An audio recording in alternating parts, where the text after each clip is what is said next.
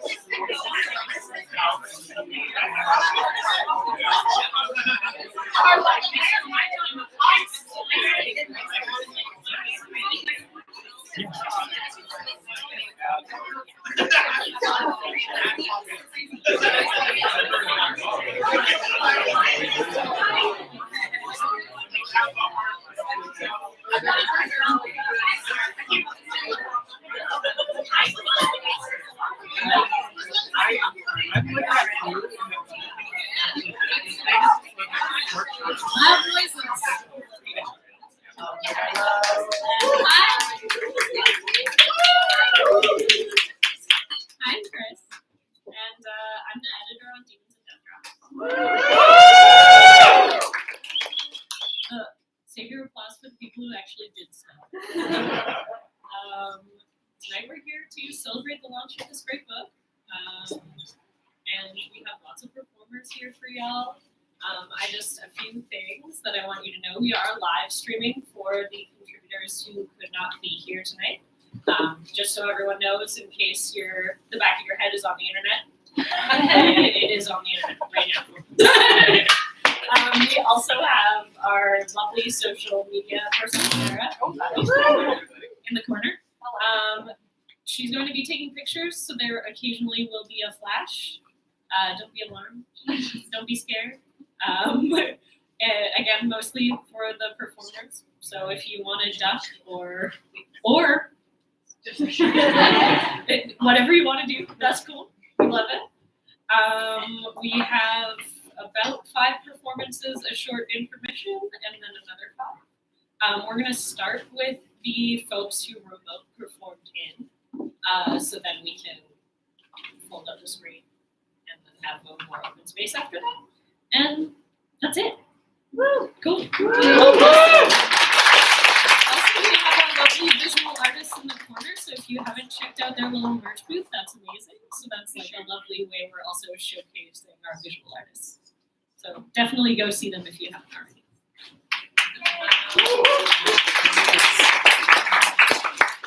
All right, so first we have Allison, who is reading from their piece, Smash Subscribe.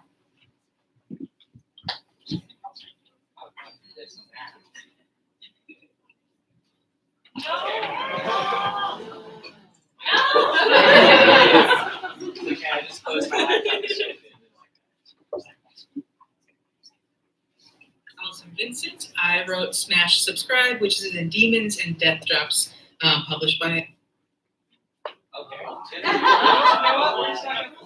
Hi, my name is Allison Vincent. I wrote Smash Subscribe, which is in Demons and Death Drops, published by Little Ghost. Yay! So I'm very excited about that. I'm very sad I can't be there with all of you today. So I'm going to read a selection from that story, and I think the only things to know in terms of context are that the protagonist, Andrew, aka Annie Draws, is a makeup influencer online, and he has a #1 fan, Glamour Glutton, who has started to cross some lines and is starting to ignore boundaries being set by Andrew. So Glamour Glutton wanted to know where he lived and his phone number so he can start sending him things, and Andrew has said no. So things have escalated, and he just received a pizza at his house that he did not send out for. So Here is a selection from Smash Subscribe. The pizza sat naked in the center of the kitchen table. Andrew stared into its cheesy center. What do I do with this? Eating it was out of the question. Do I call the police? No. The receipt's only clue was the ordering phone number on it. Andrew knew better than to call from his cell phone. I could find a payphone and call from there. When was the last time he had seen a payphone in a while? Andrew's phone buzzed and he nearly jumped out of his skin. A message on Instagram. How's the Za? It was him. The confirmation of his identity made the answer, what to do with a problem like marinara, suddenly clear. Are you sure you want to block this user? Fuck yes. Andrew meticulously went through every corner of the internet that he occupied and blocked Glamour Glutton. At least they were disconnected online, but now this fucker knew where he lived. Andrew's phone rang. Blood went surging into his ears. His heartbeat thrummed in the side of his neck. He grabbed the greasy receipt. The numbers matched. Fuck. Andrew answered. Hello, Annie. It's your number one fan, but you can call me Mr. G from now on. That was pretty rude what you just did, shutting me out. If you didn't want the pizza, you shouldn't have asked for it. Andrew's mouth trembled. Hey, listen, just leave me alone. He didn't say thank you. Tears bubbled beneath Andrew's lids. He looked over at the curtained window facing the street. He went towards it and peeked through the slit. The grad student wasn't there. The window was dark. Look, please just stop, okay? You made your point. It's over, so just stop it, Andrew said, trying to sound as staid and collected as possible. You think so, huh? We'll see. The line clicked dead. Andrew blocked the number. He kept his eyes on the house across the street. Nothing, no movement, no lights. As far as he could tell, no one was home. After the call, his body shimmied and shook so badly that he dug through their communal medicine cabinet until he found a sedative one of his roommates left behind. The intention was to calm himself, but he ended up putting himself just shy of a coma. When he finally awoke, Andrew felt as though he had died and been born again. The baseball bat he had found for protection in his butch roommate Scott's room lay under the coffee table. He hadn't heard it fall when it dropped. Ambien is good shit, except for the cottonmouth. Groggy, he shuffled from the couch to the kitchen for some OJ. As he reached for the refrigerator handle, his hand froze in midair. There, taped to the fridge, was a Polaroid of him, asleep on the couch, gripping the bat, jaw slacked, face blank, completely helpless. Under the photo, in small, neat script, a message. Batter up, Mr. G. This is when you fucking call 911. Thank you so much again, and I hope you have a great night.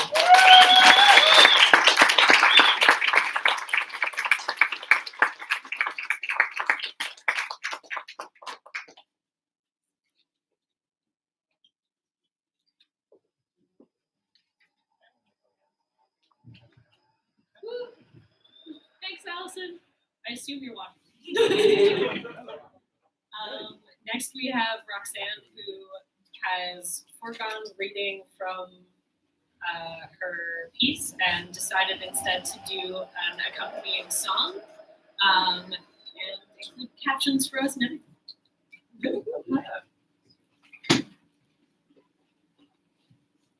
I really wish I could have been there with you in Toronto, but unfortunately I do live in Berlin, Germany, so that was a little bit too far of a journey on such short notice. But so I thought I'd bring you a song from here, which is called Te Guardo by Silvana Estrada, who's a Mexican singer, which I thought was fitting for the protagonist of my story in the book, A Song of Dragon Stars, who's a Mexican pianist. Te Guardo means I keep you, or I guard you. And to me personally, it works so well as an anthem to, that one person that basically every queer person has, or like at least once, that wasn't ready to accept themselves and maybe a relationship, and they sort of keep in your heart anyway, even if maybe they hurt you, because they mostly hurt themselves, and you do keep that hope alive that they one day will find self-acceptance, and I think we hope that for everyone in this world. So yeah, this is Te Guardo. I hope you enjoy it.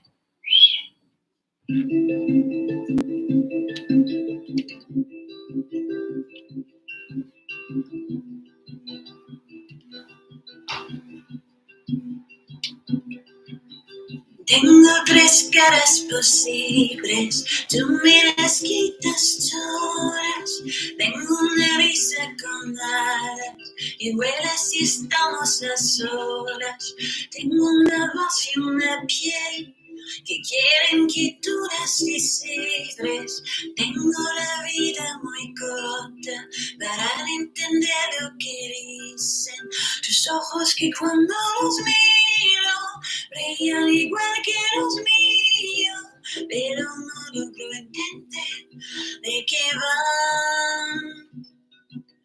Pero si un día tú me encuentras y ahora piensas diferente, tengo... Why this? You don't deserve this. Hang on. Start our tune again.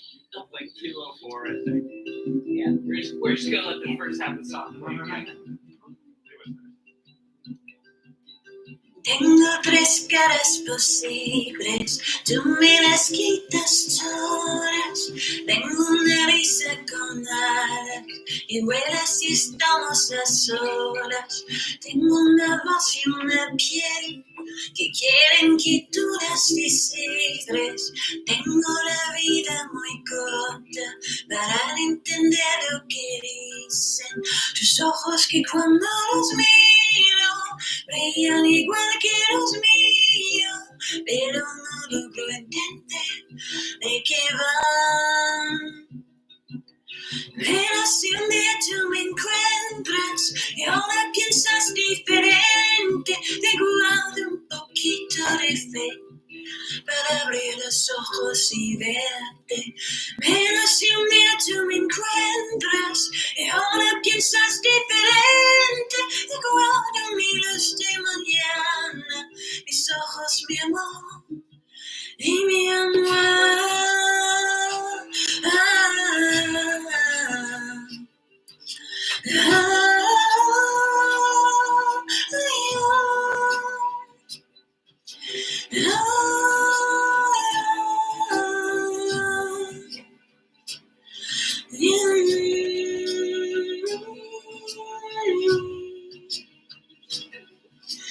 Tengo dos besos pendientes, uno por cada mejilla y un abismo de cristal por cada herida. Tengo el espacio carente que ocuparía tu abrazo si se no diera el caso de vernos lejos de la gente. Tengo la vida muy corta y tú la mirada decente, y a mí no me importa pensar lo imposible de tenerte. Pero si un día tú me encuentras y ahora piensas diferente, te guardo un poquito de fe para abrir los ojos y verte. Pero si un día tú me encuentras y ahora piensas diferente, te guardo mi luz de mañana, mis ojos, mi amor y mi amor.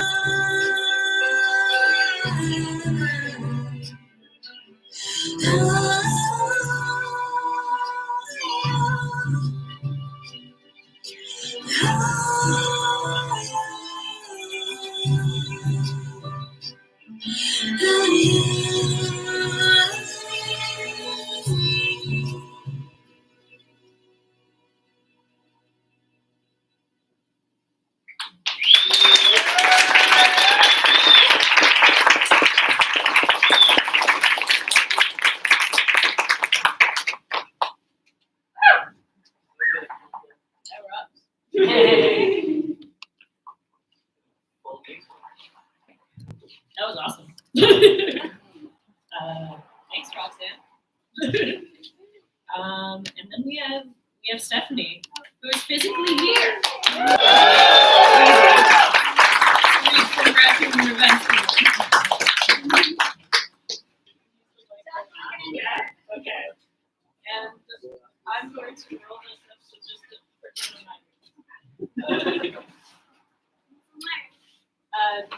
do you? Can we get the lights up front? No, it's fine. We only bring them off so that you can see the screen better, but we're done with that. Do you want the mic stand somewhere? No? Okay. Alright, so I'm Steph. I wrote raccoon revenge. Okay. Yes, thank you. All right. So I'm Steph B. I wrote Raccoon Revenge Porn, which is about a dystopian Toronto ravaged by rabid raccoons. Kind of, yeah, actually. Okay, so time to make that announcement, says Jade. They head to the stage with a steely look in their eyes. Magda drags a shell-shocked Lila along behind her, pushing through the crowd. Suddenly, hands reach out and grab them both. What the hell, Magda shouts. Oh my god, Lila whispers.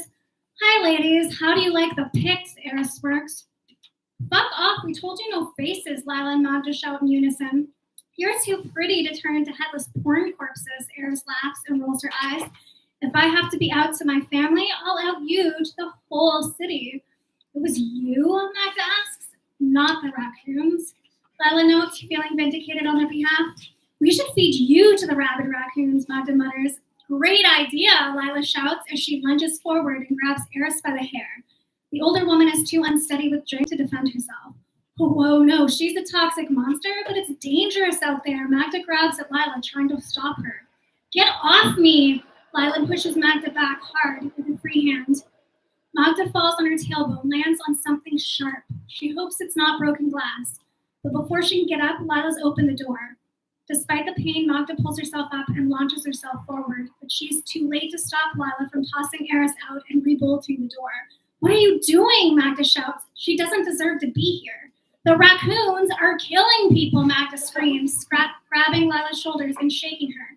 Even if I believed your video, and maybe I don't, if she runs fast enough, she'll make it. Lila rolls her eyes. Eris, come back, Magda shouts through the glass, but the intoxicated woman stumbles oblivious out into the alleyway. People of Toronto, Jade shouts from the stage. It has come to my attention that a new rabies variant is spreading amongst the raccoons of our city, causing them to attack humans. We're asking everyone to stay inside until law enforcement in the city can secure our safety. Not funny. We'll leave if we want. A-cab. We get it. A-cab for sure. But we can't allow anyone outside right now. In the meantime, Lila's going to do a very special performance for us. Please welcome to the stage, Lila the zombie raccoon. Magda drags a suddenly shy Lila up to the stage. Break a leg, she shouts before shoving Lila forward. Was this all just a promo for your new drag star? Someone heckles from the audience. In poor taste, someone else shouts. It's for educational purposes, Jade replies. They gesture at Lila to reenact the recent raccoon attacks. Lila launches herself at Magda and mimes licking her face. Don't bite, Magda warns. Only when asked, Lila sneers. Despite the audience's initial misgivings, they're enraptured by Lila's antics. To the tune of Thriller, she saunters around doing her best to make raccoons sexy. She throws in the occasional mock paw swipe and tooth gnash. It's a drag horror show for those with a deep-seated fear of raccoons. As she walks towards a group of particularly drunk partiers, they bolt for the door. This place sucks. We're out of here, the leader shouts from behind the masquerade mask. But before they can unlock the doors, the pride raccoon launches himself at the glass. Blood and foam smear across the door as he tries to chew the tantalizing flesh on the other side of the fragile barrier. Oh, fuck, zombie raccoons, shouts a partier in a sexy nurse costume. We're fucked, pouts the masquerader. What are we going to do? We can't let all the raccoons die, Lila cries despondently. She turns to Magda, who's been following her throughout the performance. Magda nods solemnly and wraps her arms around Lila, who sobs loudly. I don't understand your love of them, but if I become city councilor and you start your wildlife rescue, we can work together on a citywide catch and release vaccination strategy. You really mean it? Lila stops crying, looks into Magda's eyes. Magda nods and kisses Lila passionately. Lila runs her fingers through Magda's hair. Outside, a drunk Eris stumbles into a pile of trash outside a dumpster. On the fence, just behind the dumpster, she spots a public safety notice from the city of Toronto that reads, Public Safety Alert! A new and highly contagious rabies variant with accelerated disease progression seen in city wildlife. Do not feed raccoons, skunks, possums, etc., or any wildlife, no matter how cute. Below the text is a picture of a furry raccoon wearing a bow tie. Why put him in a bow tie if we can't feed him? Don't make him cute, Eris grumbles just before she throws up and passes out in the trash.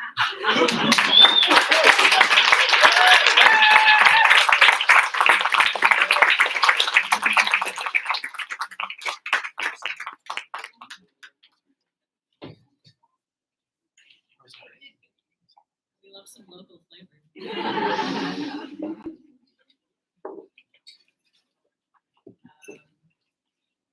Next up, we have Mom. Reading from Margaret.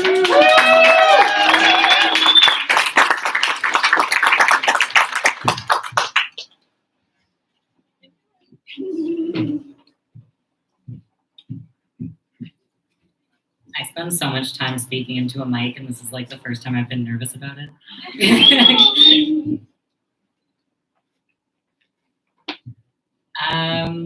Okay. Hi, I'm Maud. Hi, Maud. I wrote At Rest in Demons and Death Drops. Some fun context I'll give for this story is a lot of it revolves around the idea of the consequences of stealing words from graveyards, taking them from headstones, believing that they don't belong to anyone. Which is a really funny concept for a story that took me to a cemetery so that I could steal words from headstones. Anyways, the person in this book faces the consequences of saying those words out loud after stealing them, which I potentially am about to do.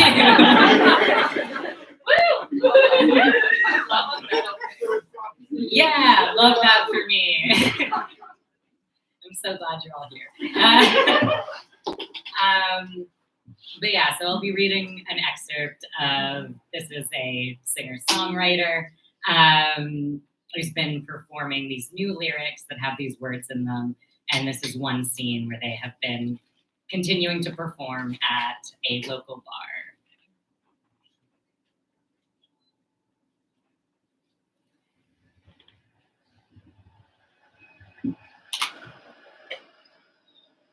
Until the day breaks and the shadows flee, my voice tonight is falling flat in a cold room. The bar tonight is hostile. The typical creaking of the wood echoes through the room as if it's snapping with every step. The windows have a creeping frost, and the steel strings of my banjo are rigid on my fingers. The regular patrons are difficult to make out, a fog around their faces and their voices disappearing into the mist of their words. I'm weighted by whispers and screams no one believes. My pitch is all over the place as I struggle to make it through the last song of tonight's set.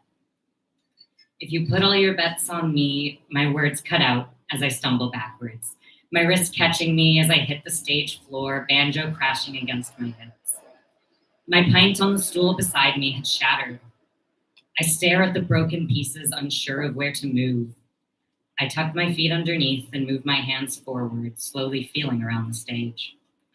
I look up, desperate for the staff's assistance, but I'm met with a room of cloudy, perplexed faces. Fuck! I fall back onto my arms as another glass across the room shatters. My arms struggle to support me as they shake, attempting to hold my weight, fear working with the pull of gravity. My movements are slow as I lose track of the glass. Lights flickering, I trace my fingertips slowly along the stage beside my body. Sorry, can someone help me? I'm stammering into the clouds that have filled the room. I can't see. I shield my eyes as every light in the room suddenly turns on. No one has responded, and as my eyes adjust to the brightness, I cannot make out a face. Each body remains in its seat, head pointed straight ahead, unmoving and expressionless. Flat faces exposing only skin. I reach up to identify my own eyes and nose. I trace my lips and bite my finger.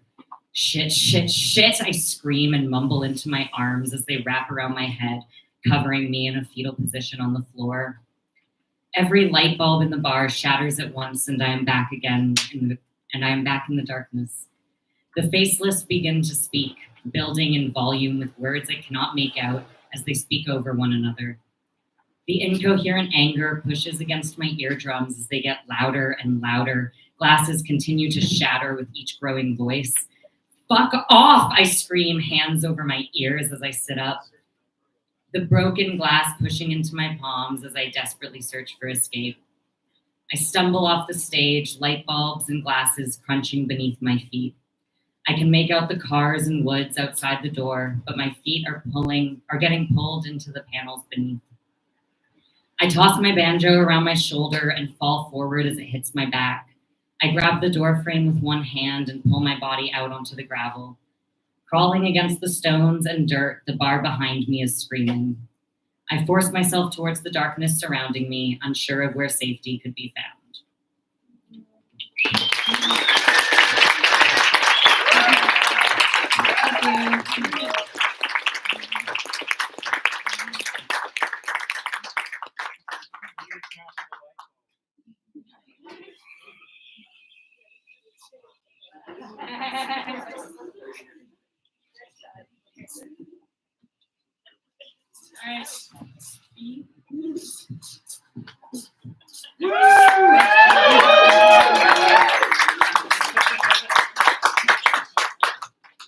Hi, everybody.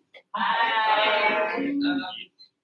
I'm Fee. I wrote a poem called Purple and Black, which was written initially a few years ago. It was just called Purple, and it was when I was sort of first discovering my non-binary sort of identity, and I was really stoked about that. And now it's been a few years, and I'm a lot angrier. So, so we made it a little spooky.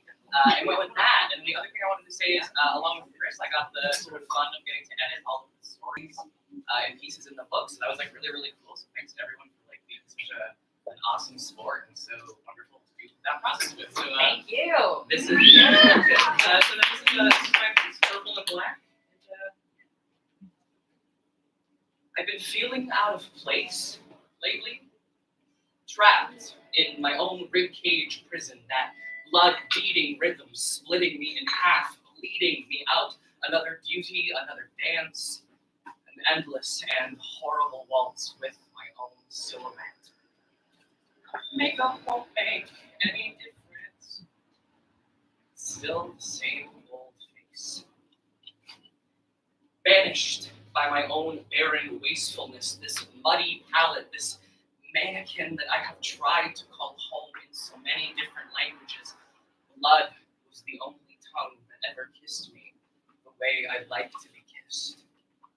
Usurped by my own shadow, by the black chalk circle of my own history, by your hand on my purple throat, by the empty echo of my voice, I am singing to you a lullaby of stained glass and mirrors. Your prismatic image screams in harmony, but you cannot see, you refuse to hear, you will not look. This kaleidoscope in the eye. Shrink me down to a violent pause, to a whisper or a silhouette, a soft voice begging to be heard.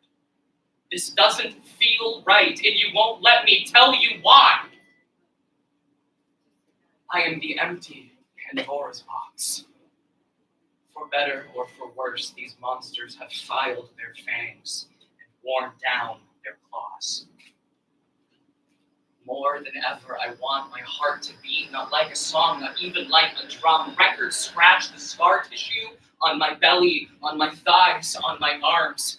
Kiss me until our lips are bloody with the cigarette smoke of all the fags you could not burn. Didn't you hear me? I told you to fuck me until I'm not a person anymore. More than ever, I am creating myself in my own damned image. Blood and nerves and stained glass fractals and so much burning. Masculine in a peacock kind of way.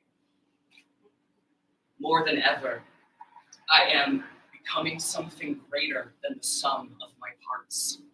I am 1,000 voices echoing forward through time and fire to make it here. We are all whispering to each other, and we know your dirty little secrets. You're a monster fucker, just like the rest of us. Thank you.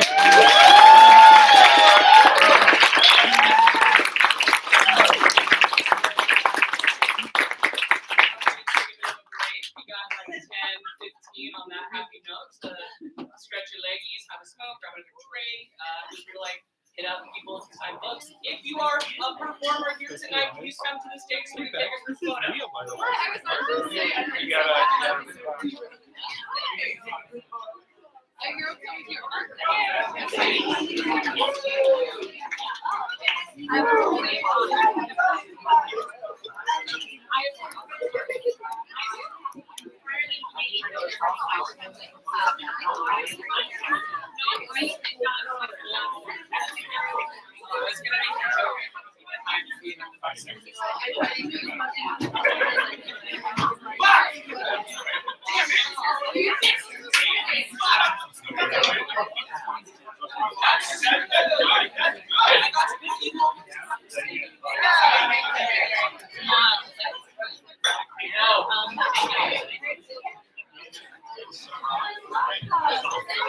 Which of our performers are missing from the group photo?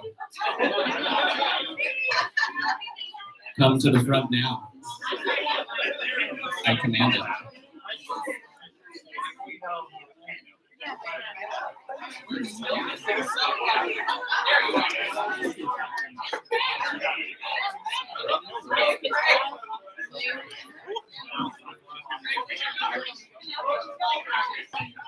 Craig. Craig. You need to come to the stage, please.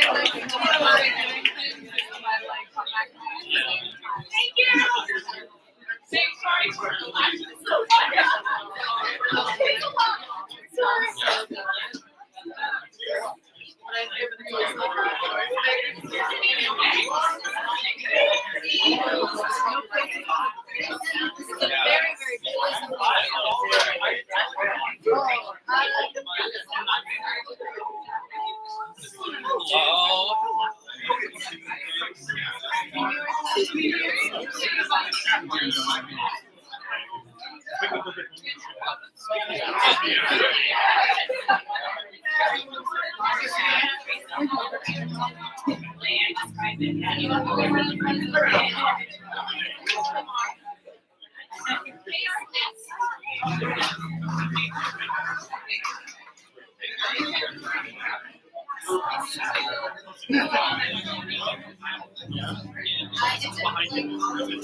it going?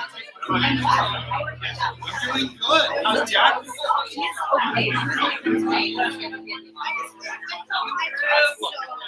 Coming through.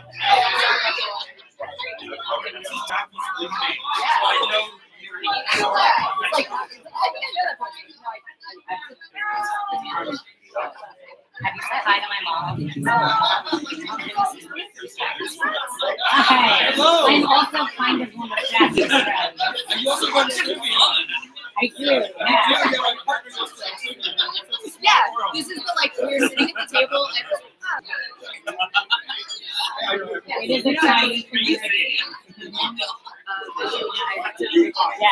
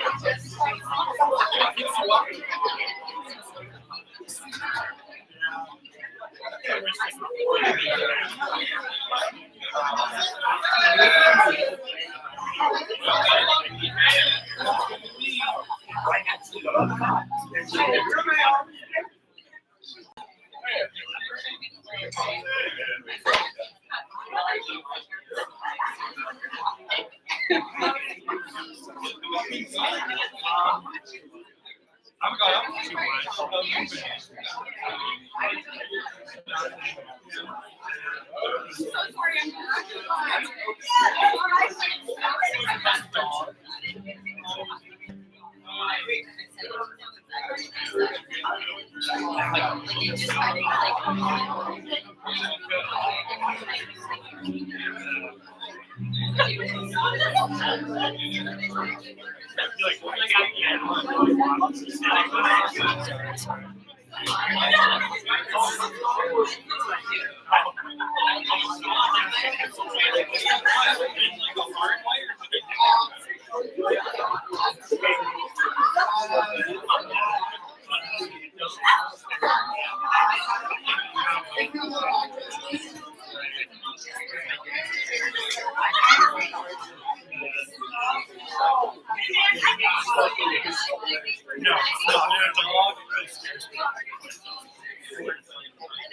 I got pet rats, and they come to my face all the time. And it's like, you know they're not supposed to. I watch them like creep for walks my foot. And I let them in and cry. And then they'll come right back up. And I don't understand what's the difference. They just run up and bite it. They don't bite anything. They don't bite it apart. They just like take your face. They know I'll jump up and wow.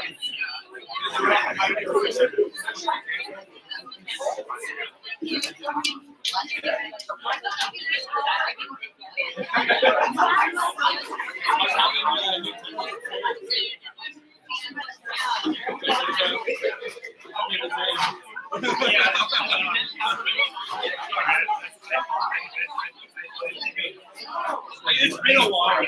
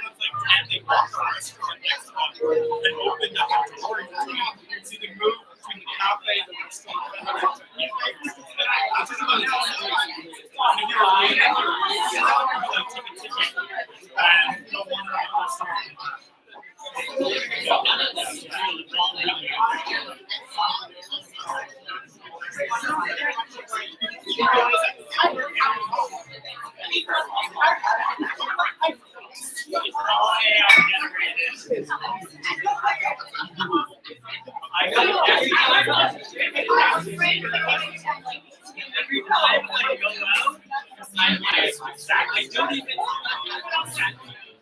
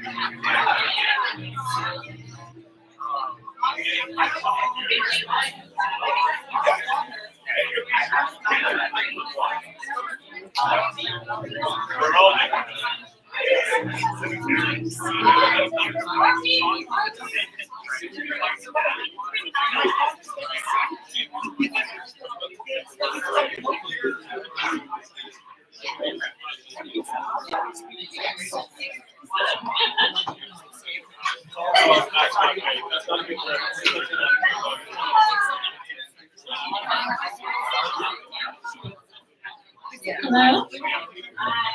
Hi. It's been approximately 10 minutes. Is everyone ready to get cozy?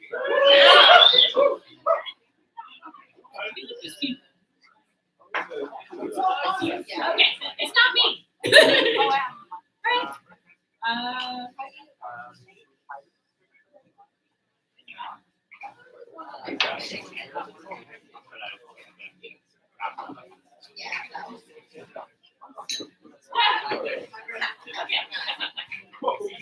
We know what we're doing.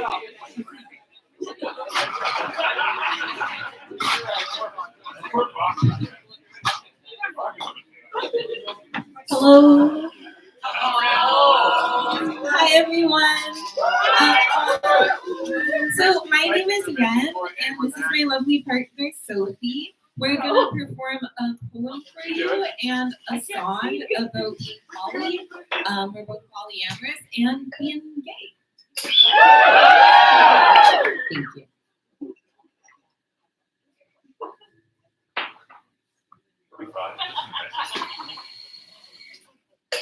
Can you hand me the note crate? At dusk, the sand turns peach like sun-kissed skin, like your shoulder blade in the morning, like hand and sky and pinched cheeks and the sun and the water.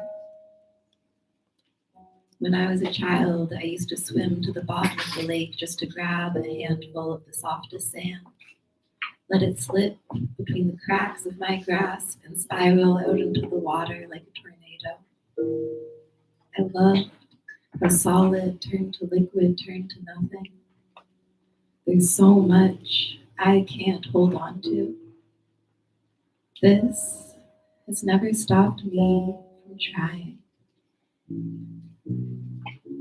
You are too big to cup in my hands, so I try instead to wrap you in my limbs, soothe you with my words, create the illusion that you are mine, that you are your own. Sunset shore, filled with other people's footprints and other people's poems. I'd be lying if I said I did not sometimes wish that my hands were bigger, but I could never wish that you were any less than the world that you are.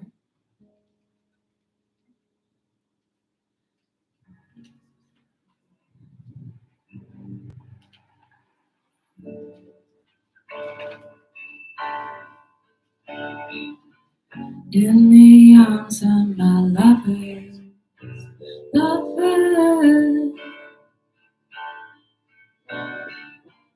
I don't know how to show her I love her. Pieces of our history flung across the room from the pillow next to me. The scent of her perfume. I'm aching deep inside. So close, but so not mine. Gravity keeps you next to me. Satellite,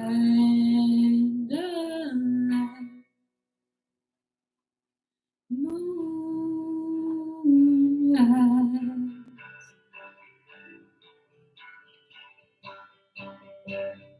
Galaxy, open up the skies above us. Carry me through the orbit of the lives above us. Catch your eye, speak her words, you'll never guess what I just heard.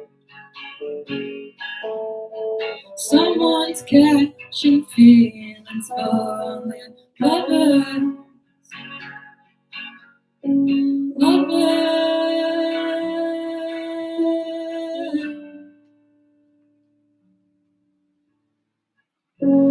The flowers she bought on our table, always said we needed some color in here.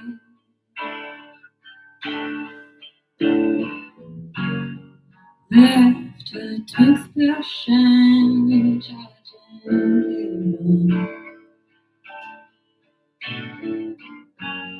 It's hard to believe it's been over a year. So scared and so alive. But there's nothing left to hide. Gravity keeps you next to me. Satellite,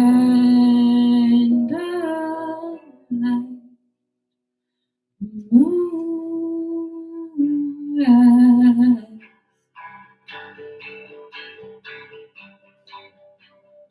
Galaxy, open up the the skies above us. Carry me through the orbit and the lights above us. Catch your eye, speak her words, you'll never guess what I just heard. Someone's catching feelings for their lover. A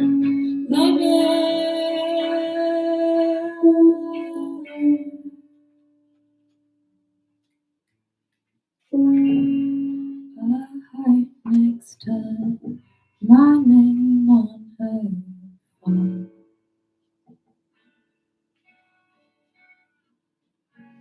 And jokes that only we know. A little more space in my heart. Amen. Amen. Amen. Thank you.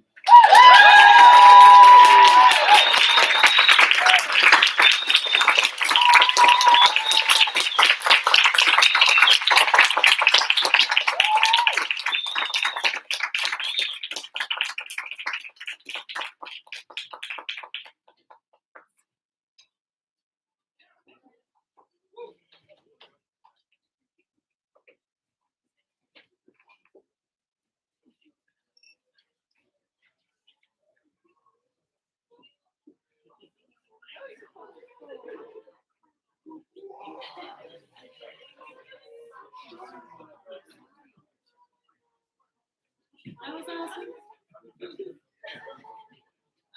Next we have Jack. Reading for Drag Mothers.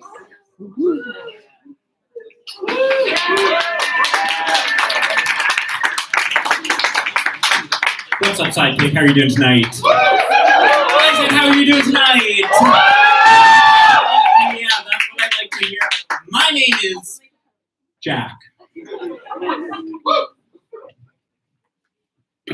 Hello, everybody. My name is Jack Foster. I'm so excited to be here tonight. For a little context, I do drag under the name Terrible Lady, and I love getting on stage and addressing a room full of people. But normally I have about 5 pounds worth of makeup on, plus a big wig and shoes, so I'm a lot more comfortable right now. But anyways, Drag Mothers really is a story about my love and my hate of the Vancouver drag scene. It's a story about stories that I see play out time and time again of queens who say they want to help other queens, but do they really want to help? Wait, drag queens being selfish? That's crazy. Oh my goodness. And I would be remiss not to mention that although I wrote a story about evil drag queens, my drag family is very nice. So I'm going to start reading at a point where our protagonist, Miss Vicky Chips, has just done a performance that really has drawn the attention to her. Miss Vicky Chips, thank you. I knew it was funny. Oh my god, can we put stuff in a vacuum? It's like, I think this is funny, isn't it? Thank you. Oh my goodness. So Miss Vicky Chips has just had an excellent performance. She falls unconscious and there's a spooky thing in her head, but then she wakes up and action. As quickly as the realization formed in her head, the gaze averted and the darkness retreated. Vicky was inexplicably sprawled across the scuffed stage. The crowd, who had just watched Vicky faint, surged forward in concern. Grabbing with many hands, deposited her into the dingy green room. I guess fame is going to your head already, Duke L. Worthington joked, helping her with a stained chair. You crushed my queen. Everyone's talking about you. Passing her a fresh tequila soda, Duke left for his own performance. Vicky briefly wondered at the darkness that had filled her, but as the deluge of congratulations and concern from other drags washed over her, it faded from her mind completely. The symphony of iconic, and yes, queens. Reinforced Duke's words. Vicky had killed it on stage. A stagehand delivered her a fat stack of multicolored bills, tips, as a group of elite queens crowded around her. It was a far cry from the neutral, "It looked like you were having fun out there," she was used to. "Excuse us!" A strident voice cut the din, and the gaggle dispersed. A trio of figures, bright like diamonds, stepped forward. The speaker was a glamazon, at least 7 feet tall after heels and wig, in an exceedingly elegant green caftan, which boasted thick ostrich plume trim at the sleeves and hem, and exploded from an emerald turban atop her head. Her high cheekbones were caked in rouge, contrasting a cyan lid, both popping against her ivory complexion.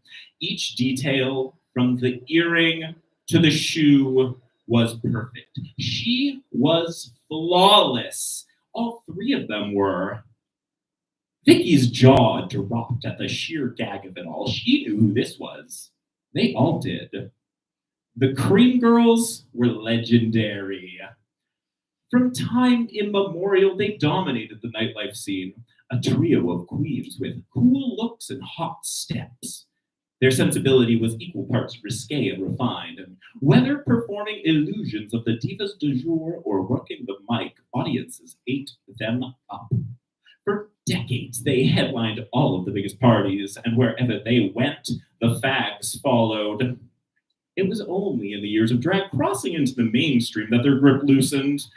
Their raunchy, campy drag ceased exciting audiences who were hungry for the spectacle they saw weekly on the television. 5 shows dwindled down to a single Saturday staple, and now they spent most nights wandering the club, basking in their icon status, faces tight with the kiss of innumerable needles.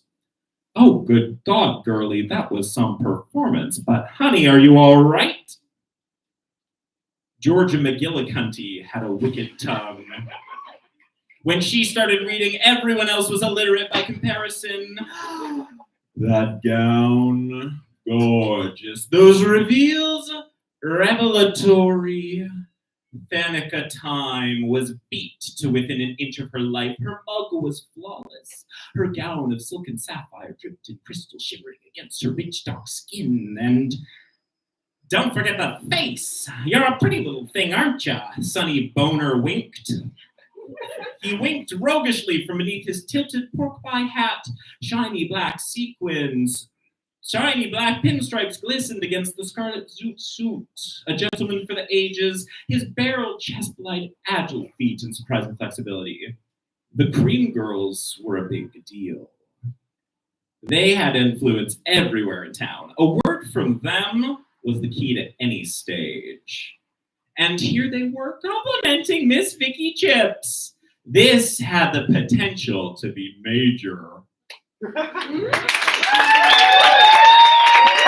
I can't wait to see how that turns out. Ooh. Thank you, everyone.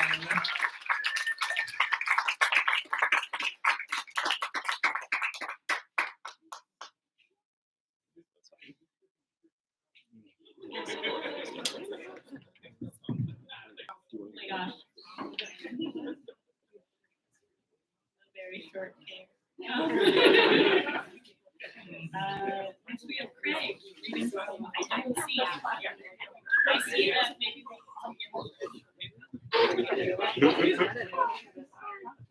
I'm gonna go back to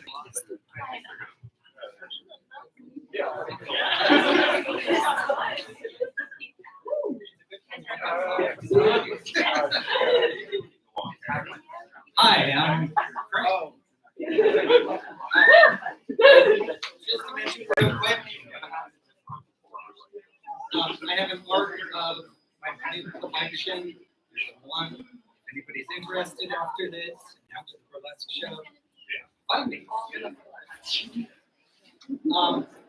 My story is a story of conjoined comics, one of whom transitions. It doesn't go well until it does. I don't see myself in you anymore.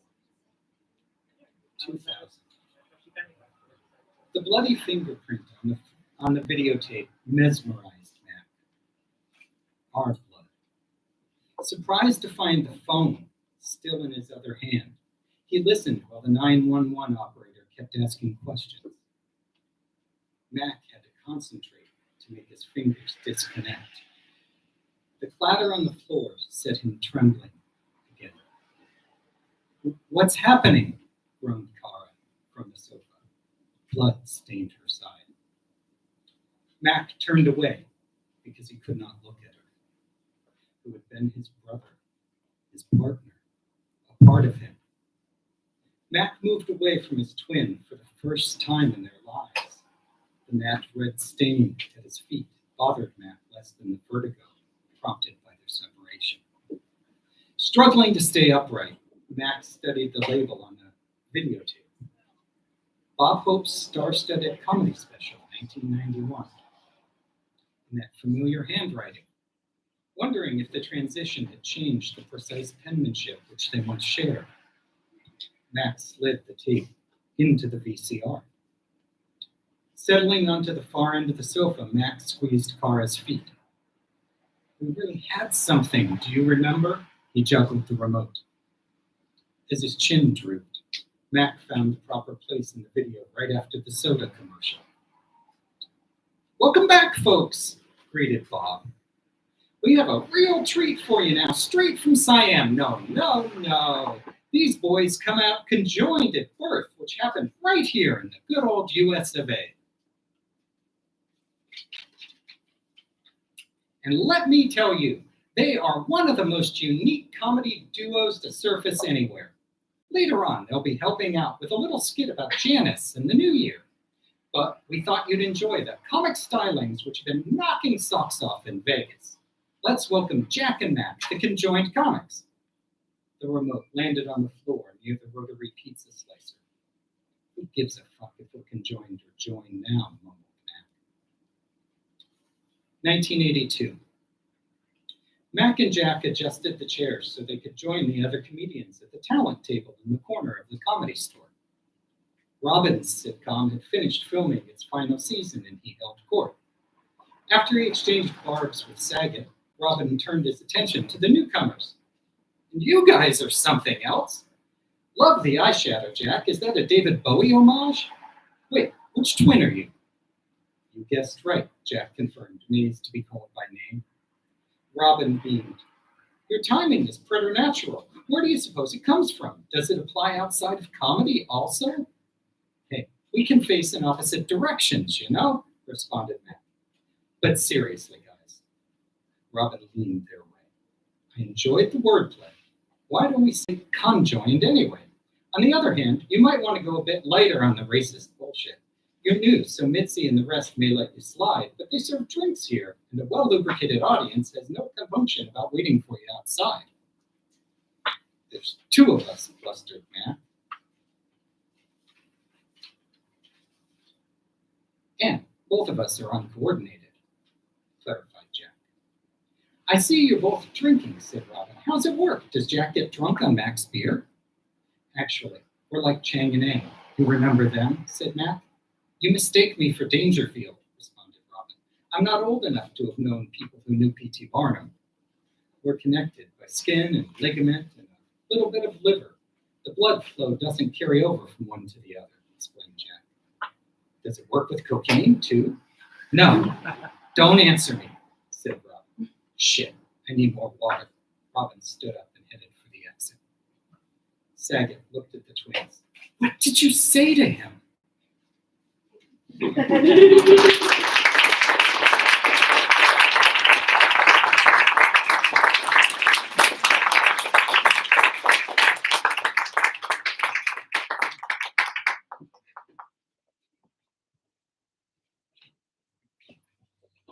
And next we have Joe, reading from John Guest.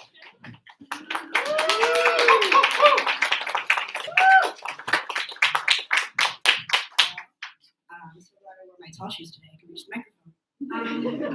Hi, my name is Gio. My pronouns are he, him, and I want to read my story. for your digestion today.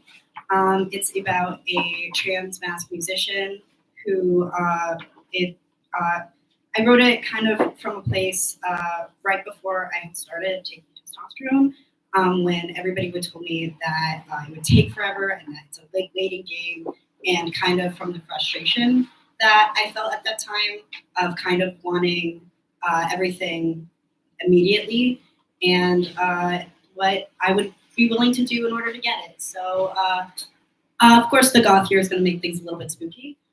So trigger warning, eating bugs. Anyway. It started in the mirror. I was working myself over it. It being my first show. Well, that's a lie. It was my first show under my new name, my name. I adjusted the jacket that me and my friend May had meticulously picked out of the aisles of Valley Village. It made my shoulders look a tad bigger without ruining my twink aesthetic, as she had worded it. The thing that has not changed yet was my voice, that important part. The doctors and the voice trainers seemed optimistic that even after I started hormone therapy, that with enough training, I could still sing and still make my music. They said that, yet my agent ushered me to put it off until after this one performance, a paid gig at a nicer bar uptown. My guess is they still wanted my somewhat feminine allure, but either way, those emails urging me to wait a few more months. Just a little more time. It burned into my skull. I needed assurance that my voice would sound the way I wanted. I needed it fast. I needed it now. I couldn't bear for one more second that my career was built on this birdsong feminine facade. That's why I got the Parasite in the first place. I got it in an alleyway from some dealer I heard about in whispers from a friend of a friend, another trans guy in the music industry. We had both gone to school together, bonding over the little pains of being trans in the industry, let alone the world. I remembered seeing him again at a party. His voice had changed in a way that made me burn.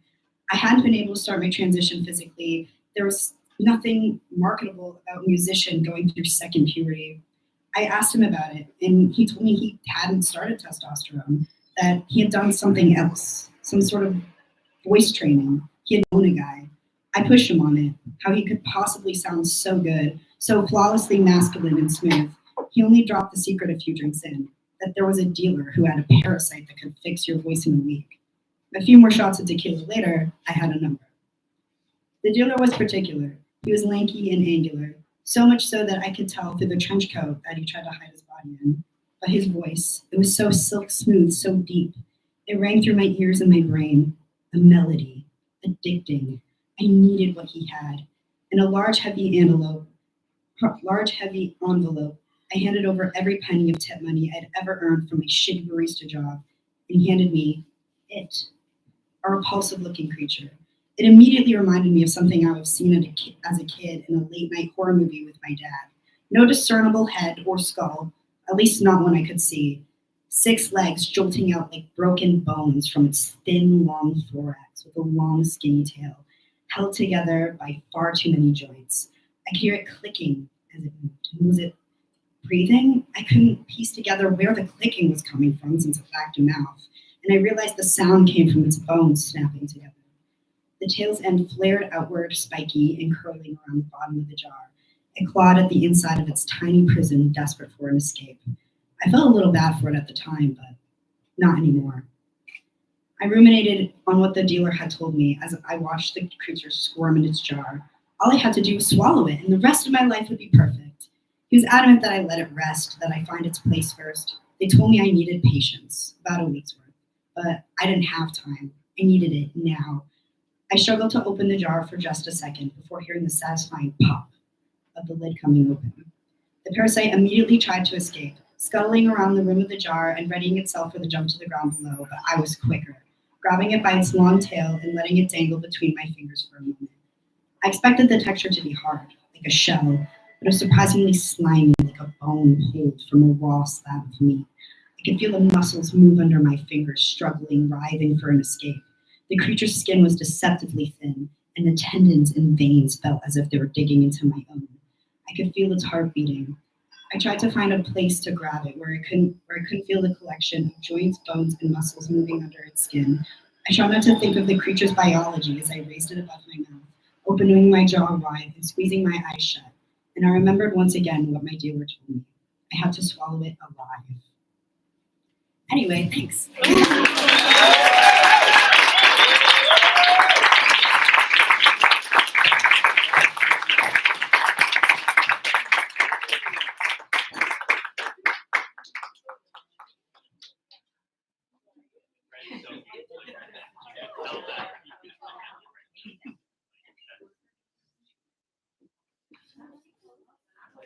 Alright, we saved something special for last.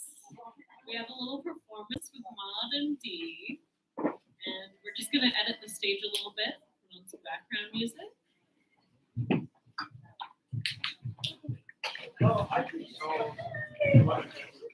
Yeah, whoa.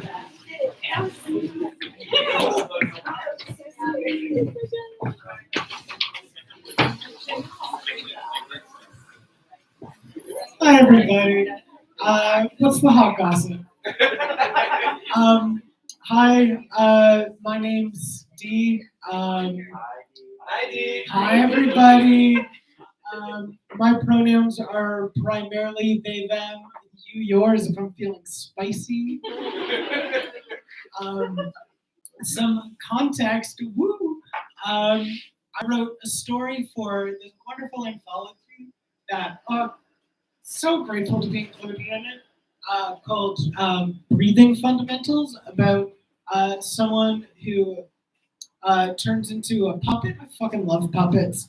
After they find a marionette that resembles their idealized trans self. And I was in Calgary, Alberta. Woo!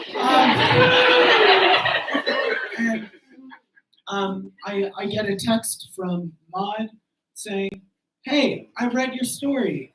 Do you want to do? I want to do a burlesque piece inspired by it. They also want me to warn their mother. Hi, Miss Maud's mother. They did want me to tell you now that they are taking their clothes off for the show. I hope you enjoy. And I was hit by a car like a couple days before Maud asked me if I wanted to do this. And I've never done burlesque before, so I was like, yeah, sure. Anyway, happy Thursday, everybody.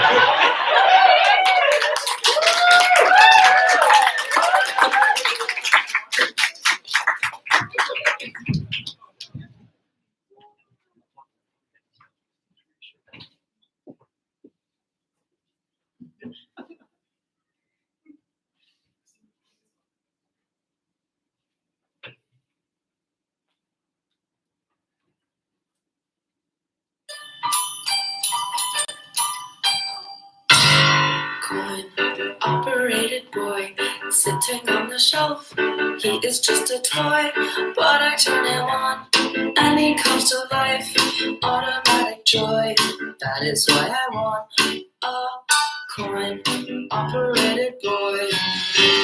Made of plastic and elastic, he is rugged and long-lasting. Who could ever ask for more? Love without complications galore.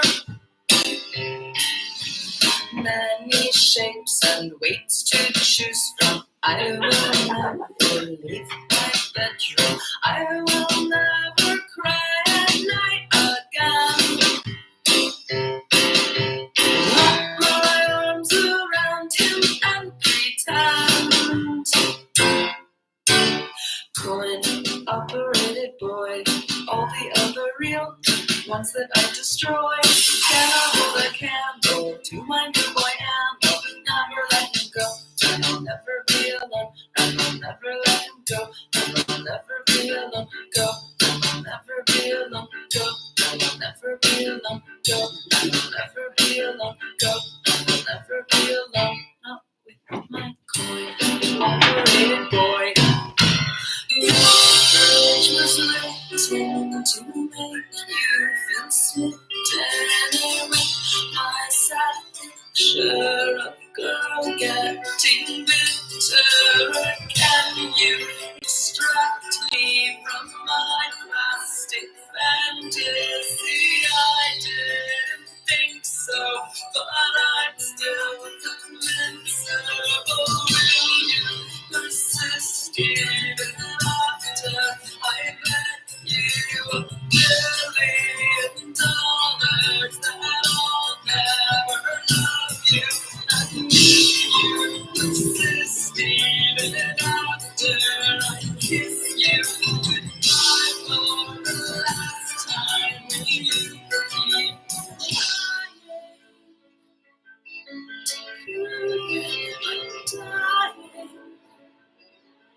losing, I'm losing my confidence. I want it, I want it, I want it, I want it, I want it, I want it, I want it, I want it, I want it, I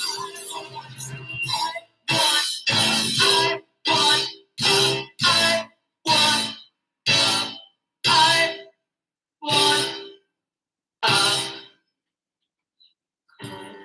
operated boy.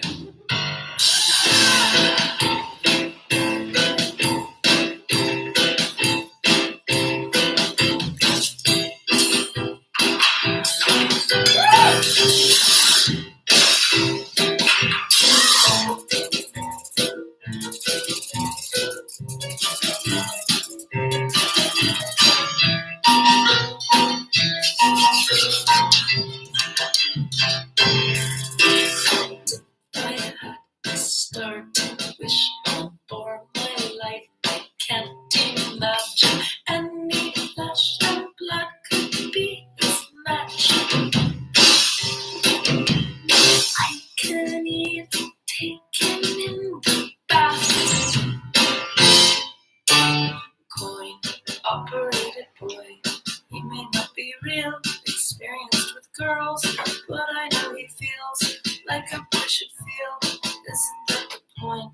That is why I want a coin operated boy with a pretty coin operated voice saying that he loves me and he's thinking of me straight to the point. That is why I want a coin operated boy.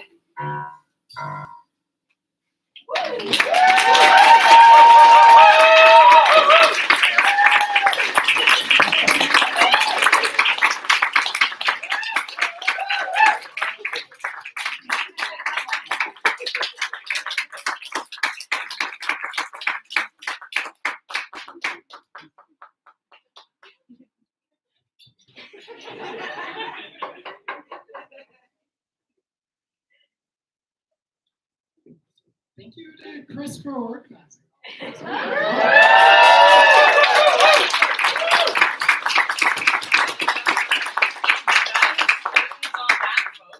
you're welcome to hang around and keep drinking and hanging and getting books signed and such. We have no more performances for you. But yeah, you're welcome to keep the party going for a little bit. Thank you everyone for coming. Thank